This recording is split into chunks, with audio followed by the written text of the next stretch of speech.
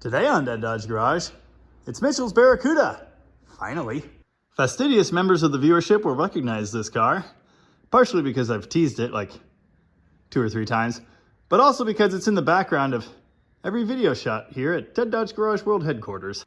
Incidentally, I haven't uploaded many videos shot here at Dead Dodge Garage World Headquarters lately because there really wasn't anything fun happening. Mitchell's car has been up on the lift for 2 months now? I don't know. It went by quick. And I'd love to bring it down and show it to you, but operating that lift is a humongous pain because of the locks.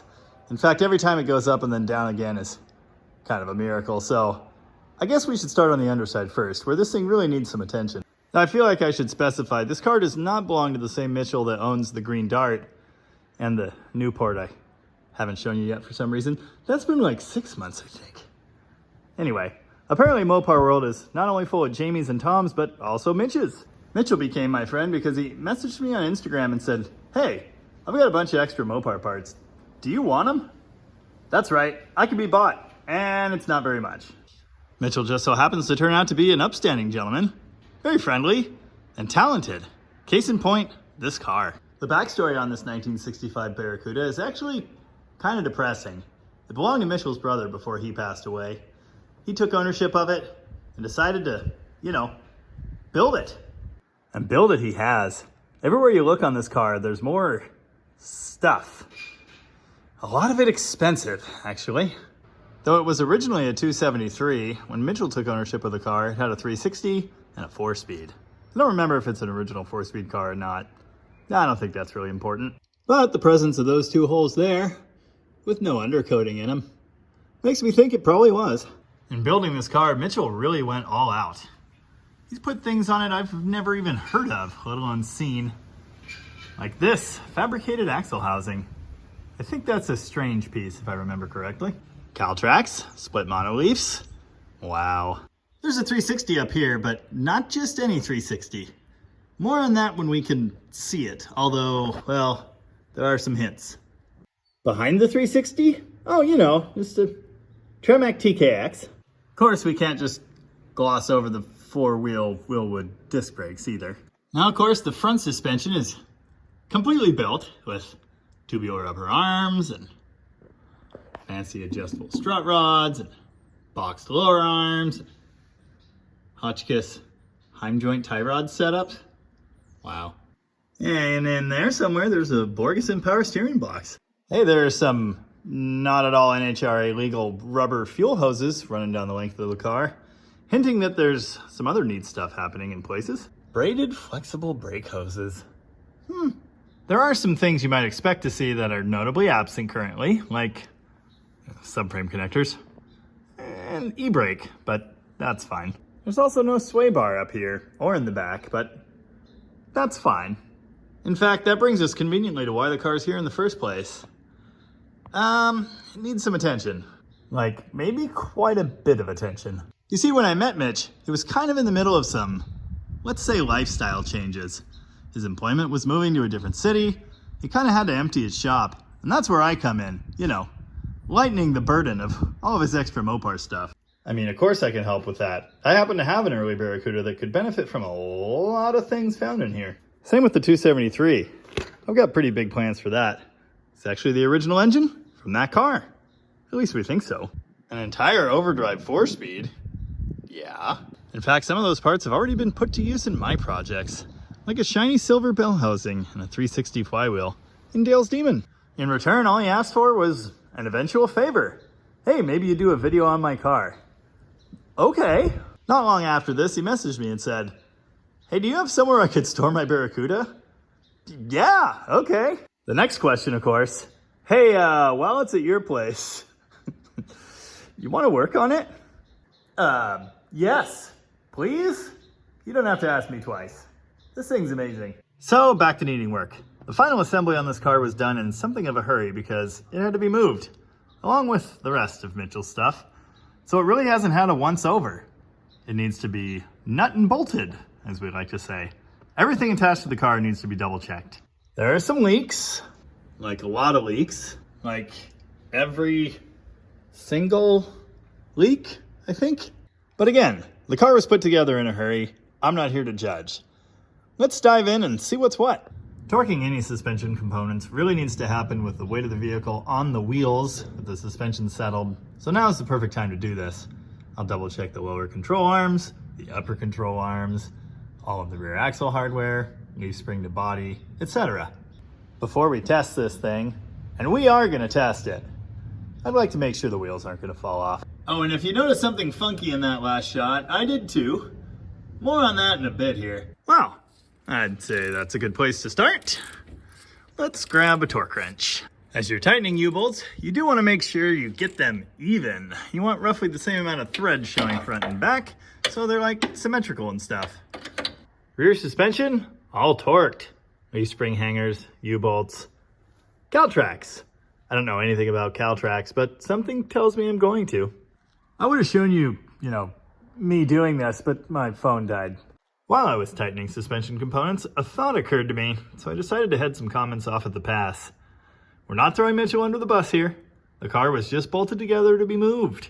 It was never intended to be driven, let alone raced as it is now, so everything's fine. Moving on. I tightened the seats down. Cross member and mount stuff, although it wasn't that loose. Gas tank strap. Yeah, that should be tight. U-joint straps. Tight! Alright, let's head off more questions at the pass. These fuel lines are temporary. They're not going to make it to a racetrack like this, but since the subframe connectors aren't in place yet, we're not exactly sure where they need to be. Brake line's temporary too. Don't even look at that. Exhaust flanges. Tight! Okay, the front suspension actually seems to be all tight. Everything's pinned. Looks pretty good. Ooh, look! Turbo drain back port.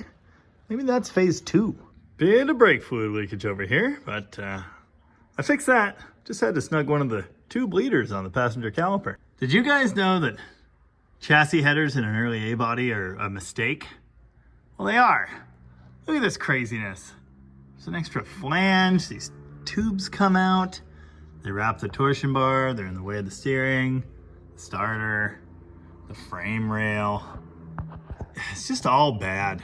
They should be out here in the fender well, like on the garbage can CUDA, but that's gonna have to be fine. Whoa, I just noticed something. The inner fender is cracked badly from clutch action, so that's cool. I did go ahead and reef the transmission to bell housing bolts. I've seen those come loose before, and it's not pretty. I did check the bell housing bolts, at least the ones I could reach, and they're tight too, so I'm satisfied with that. Okay. Let's bring this thing down to earth level. Partially so we can get a better look at it, but mostly so I can stop hitting my head. Engaging the world's saddest sounding lift motor. Oh no. Oh, it's even worse. Every time I try to move this thing, it does bad stuff. Every time. Now listen, if it's dumb, but it works, might still be dumb. Nice. Nice. It might never go up again. Yeah, how do you like it now? Oh, I know. That's what I thought. It's awesome. But wait, because it gets even better. Look at all of this. The right number of pedals, the brand new gauge cluster, the Moon Eyes tack. It's really good. It does have these funky, J.C. Whitney add-on headrests. That's okay. Look at this! LED gauge lights and a voltmeter conversion. It's got one of those fancy space-age stereos, although it doesn't seem to work presently. It does have a bit of an aftermarket wiring mess going on here. No one's really sold on this just yet. Oh yes, and I believe this is a charge light to make the alternator work. Okay, there are a couple little things, but the interior is pretty much gorgeous. Very, very nice. It's got a cup holder, and it's happy to see ya. Admire the hood scoop. Neat. I guess we should look under the hood. Yeah, we've delayed it long enough. Feast your eyes on all of this. Also with the lack of hood springs, and it did have support struts, but they didn't fit well when you took them off, so I guess I just have to hold it. Yeah, that seems to work pretty well. So, yeah, there's some stuff going on in here. Obviously there's that. Sniper EFI, but it's one of those classic Holly lookalike ones, except it's black instead of gold, which is interesting. And it's sitting on top of an RPM air gap, and the RPM air gap is sitting on top of fancy Magnum style heads. The fancy Magnum style heads are equipped with some magic, and they're sitting on top of an LA 360, not a Magnum block. Interesting. Now, as fancy as these are, they are made of iron, not aluminum. That's interesting. We can talk more about the engine combination in a minute. Currently my phone's dying and it's like dinner time or something, so why don't we just see what it sounds like.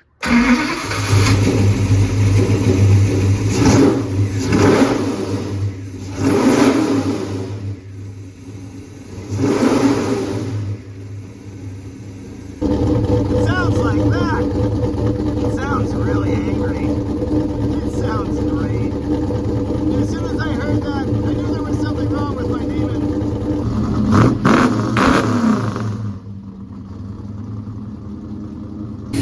The tune here is another thing we'll have to get to later. It's a work in progress.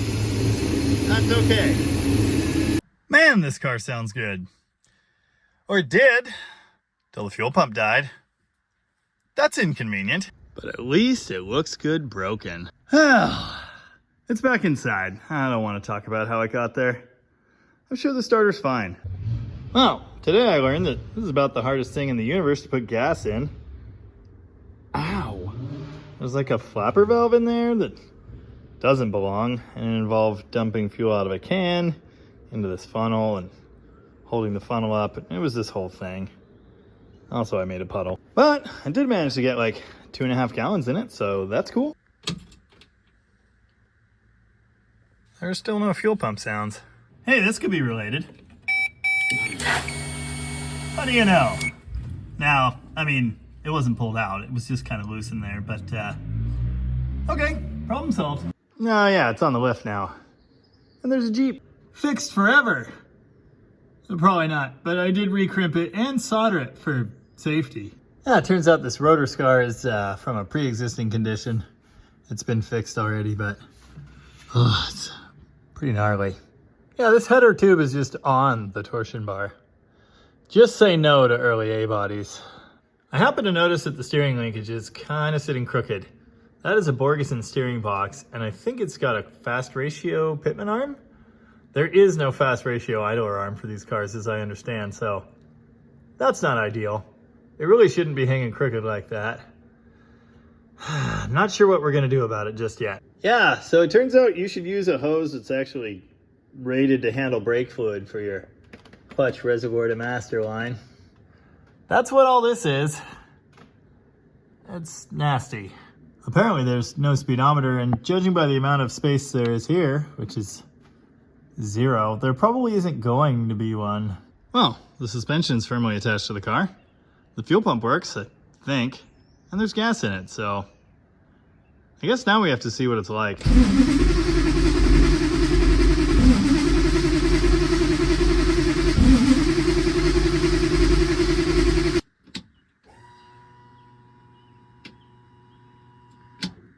Did I wire the fuel pump backwards?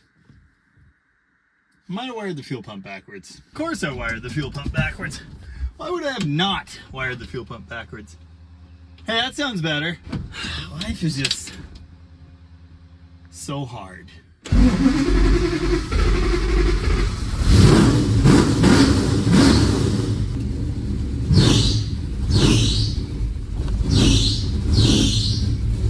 And the belt squealing again. Are you getting that work in progress vibe yet? That steer's nice. Yeah, that's brakes. Yeah, so what it's like is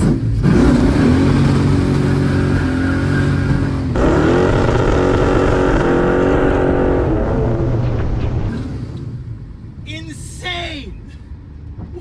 How does it do that?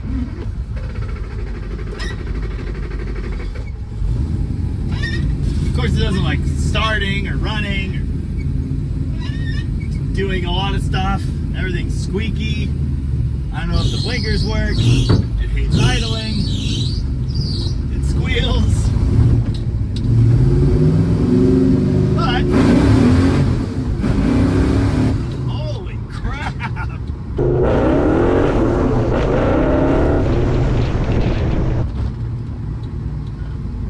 What an absolute animal! Unfortunately, it doesn't really want to continue to run. That is the problem. Yeah. I don't think I'm going to take this all the way to the river. I think I need to check the timing. Maybe the base fuel settings, because it is not happy. Not even a little happy. Good.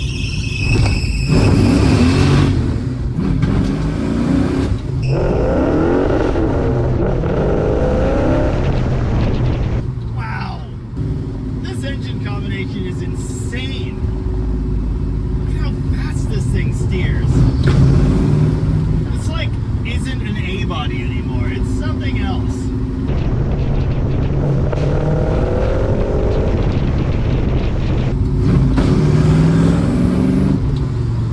This would be really awesome if it would like continue to run.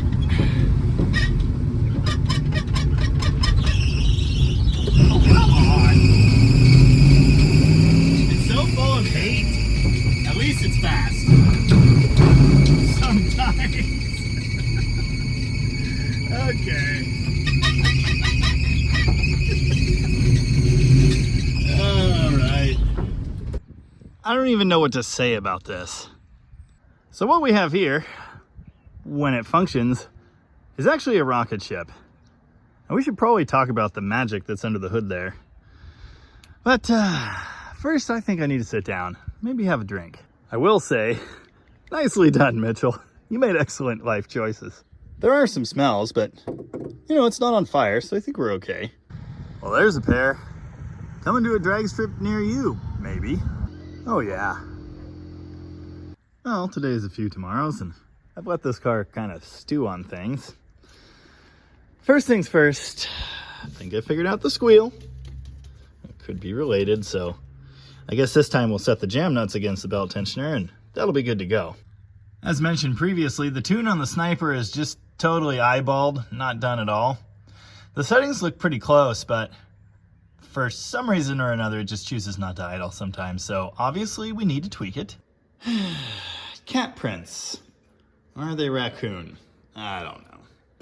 Anyway, I've been tuning on the Barracuda some, and it's better, but also not 100%. Anyway, before we get back to that, let's talk about this engine combination. That is an LA360 block. The cylinder heads are Engine Quest CH318B, which has the LA intake pattern, but it's a Magnum based head. It has crazy roller rockers with like a 1.65 to 1 ratio. It has a set of KB232 pistons, which have been milled precisely to give even compression and a nice quench area under the Magnum head. The deck surfaces were milled, again, to achieve a zero deck piston. It has a set of scat rods and a windage tray. The cam is a Lunati hydraulic roller, with duration numbers of 50,000s being split, 231 and 239. And lift, also split, with a 1.5 rocker, 535 and 550. So with these rockers, it's like 585? It's up there. And a lobe separation angle, split, 110 and 108. So yeah, it's kind of aggressive. Clearly whatever's in this engine is working great, as soon as we get the tuning end of things figured out. Also, there's one of those fancy Pertronix igniter systems. I'm not totally sure what the ignition curve is right now. Need to double check that again. And the Sniper system that looks like a Holley carburetor, but it's black. Also admire that insane set of headers from the top. Really no room in here. It's terrible, but it works. It's now some weeks in the future, and the Barracuda's still here. Strangely, it's not leaking anything anymore. Turns out, while it was dribbling some things from some various places, the main issue was this hose. It's not brake fluid rated, so it all came out. Now that it's all out, it doesn't leak anymore, but, well, it's only a matter of time until air gets sucked into that clutch master and the clutch goes away, so I guess I should fix that. Knowing this would be a problem, Mitchell ordered me a clutch reservoir line. 3 times. The first envelope was empty. The second envelope had this, which is much too small. The third one was just right, although it is red for some reason. There, like it never happened. Unfortunately, I'm out of clutch fluid, or brake fluid, or whatever. Well, I guess I'll drive this fine unit to get the brake fluid for the clutch and the CUDA. This thing got dropped off by a tow truck last night because it stopped charging, so naturally, I replaced the voltage regulator. If your truck stops charging, you should replace the voltage regulator. I mean, you should test it first, but yeah, then replace the voltage regulator because that's definitely what it is. But you should make sure. Why didn't I keep this truck? This thing's great, except that it handles bad and doesn't idle right, and the oxygen sensor's broken, the tune's messed up. Anyway, it's great. Magical clutching juices replenished. Those clamps probably aren't ideal, but so far, so good enough. Oh, I was just reminded that the brake pedal makes the most annoying noise in the universe. A lot of things starting to make sense. Rubs on the plate up there. Luckily, a little magic spray made it quiet. For now. This is an interesting hydraulic clutch actuation setup. Seems to work pretty well. As long as those welds hold together anyway. On this channel, there are exactly 2 kinds of videos. Videos that I get done in like half a day or less, and videos that never get done. Guess which one this is shaping up to be. I've gone about as far as I can with this car. There's not a whole lot more I could do, other than tweaking the timing, the tune and the sniper, adjusting the clutch pedal action, adjusting the rear brakes. Anyway, I think we need to take this car out and do something. You know, drifting or donuts or off-roading or whatever. After all, I was given explicit permission to test it properly. The way I'd really like to do that is by taking it to a drag strip. Unfortunately, no parking brake, no drive shaft loop, brake line's questionable at best. That's not going to happen this go around. Also, it's what you might call traction limited at present. These cars are not heavy. The tail end especially. Not much weight back there despite the giant window. There's also very little room for tires. That's actually the reason I got rid of the garbage can CUDA the first time, because it had way too much power and nowhere near enough traction. And after I spun it around backwards on the street one day, I decided I didn't need that anymore in my life. Further compounding issue. Despite the weather being really nice here lately, it's raining today. Not badly, but just enough for everything to be slightly damp, which is not ideal or conducive to, you know, sporty driving. Have I mentioned that this is the absolute worst car on the planet to put gas in? Well, it is. With that horror taken care of, there's at least enough fuel in the tank to limp it to the gas station. And after that, you know, I mean, we gotta test it. Come on, I drove the Cobra in the snow. It'll be fine. I'm sure Mitchell won't mind. Well, I'll tell you this. Driving it not sideways everywhere is challenging. Might be lower on fuel than I thought. Please just make it there. Okay, this is messed up. Well, at least the fuel gauge works. That's the good news. 9 degrees base. That ain't enough. What was I thinking? Oh, that's what I was thinking. All right. So, what do you know about Pertronix advanced curves? These distributors are very much like the MSD in that they're just GM stuff.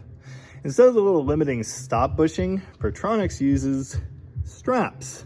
Advanced weight limiting straps. As you can see by that bend there, I don't think they work very well. It just so happens that I still have one of these Pertronix distributors on the shelf, so I have a set of these straps, and I'm going to try them out. They include 3 different sets of these. The blank ones, which should give us 12 degrees of advance total. Blue dots and red dots. One of those is 20, the other one's like 16. I don't remember. Anyway, because this thing is EFI, recurving the ignition is actually going to do several things. First off, I mean, it's just what the engine wants with this ridiculous camshaft. And it is ridiculous. The other thing is it's going to change the amount of vacuum that it has at idle, which completely changes what the map sensor sees, and things might get weird, but I think they're going to get better shortly after that. Would have been cool if I could have gotten that advanced spring out without ruining it though. Yay! It's fine by now. I have more. You can see here what this thing does. It just keeps the weight from winging out all the way. But when it's all bent to crap like this one is, it barely does anything at all. With the new spicy one in place, you can see how much the movement of the weight is limited. A lot. You can also see that those things move around. It's kind of cheesy. I'm gonna see if I can find some washers to put on top of them to try and keep them steady. There we go. Now I just reinstall the rotor and hope that that random guess works. All right. The 12 degree stops actually gave us 17 degrees, but we can work with that. Okay, now we're 18 degrees base, 35 total. I think it likes it. Now I gotta retune the idle. Yeah, that's what I thought. That made an immediate difference. This thing would not idle consistently under about 1,050 RPM before. It's still hovering a bit. This could be fine-tuned, but it does kind of idle around 900 now, so that's good. During previous tuning, I did richen it at idle. I haven't taken that back out just yet.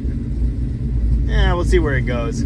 As you can see, it is currently in closed loop and learning, and it's getting better and better. Far and away better than when I started. Man, this thing sounds good. Nice! Mitchell also mentioned this thing had a tendency to run hot. Yeah, it's not doing that anymore, so again, the timing definitely helped here. All right, now it's time to drive this thing and let it self-learn some more. See? I do need to drive it for something. I did go ahead and back the idle fuel mixture back down, you know, because it smelled really rich. And it's better. Still happy. The right timing curve makes all the difference.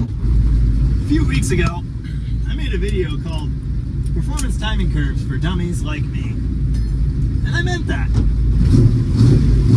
I'm not some tuning genius. I'm just a guy who's been messing with these engines in slightly hopped up form for some years now.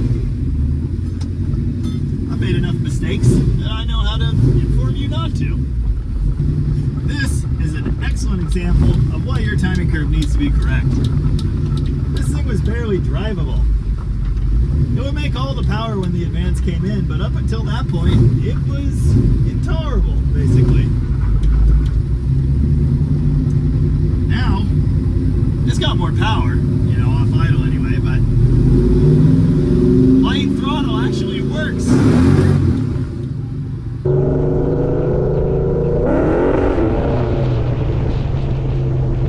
We're still idling, so that's a good sign. Try really hard not to loop Mitchell's car around backwards.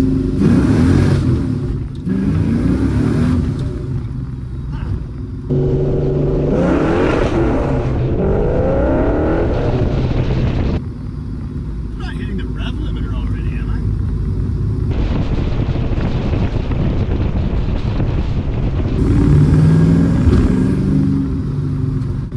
This is a cool car. What a nutso build. Let's test the brakes. They work. Power four-wheel discs. Really good. Still a little bit of hesitation right off idle. You know, when you're going down the road.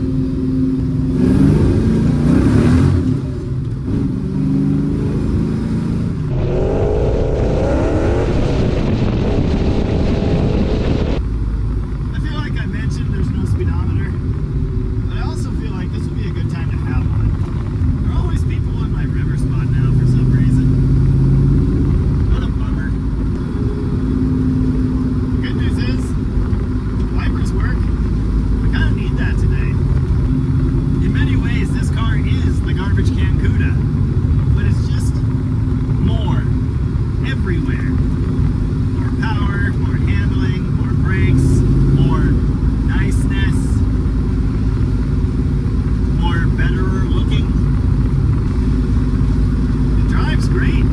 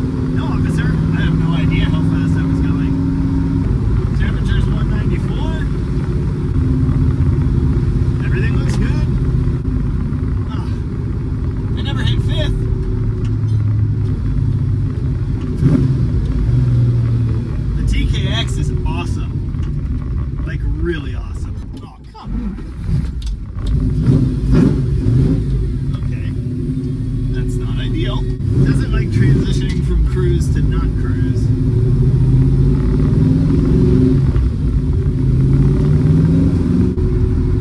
I did promise to try not to, like, you know, spin around in a circle or whatever. But we gotta test it.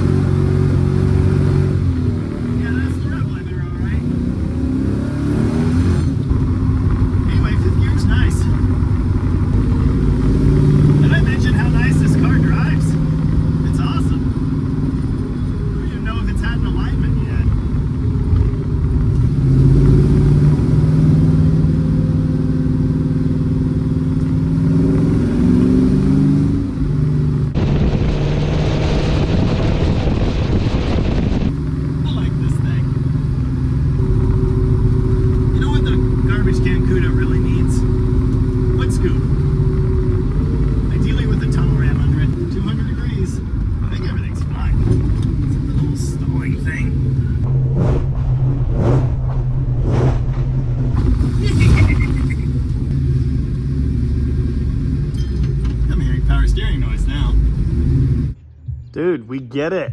You own a subwoofer. Main rev limiter in the Sniper is set at 6,500 RPM. Apparently, Mitchell's got the limiter in the igniter system set to like 6,200 RPM. And if you're going to drop in the comments to tell me I should have done that burnout in second gear, don't bother. I'm so confident.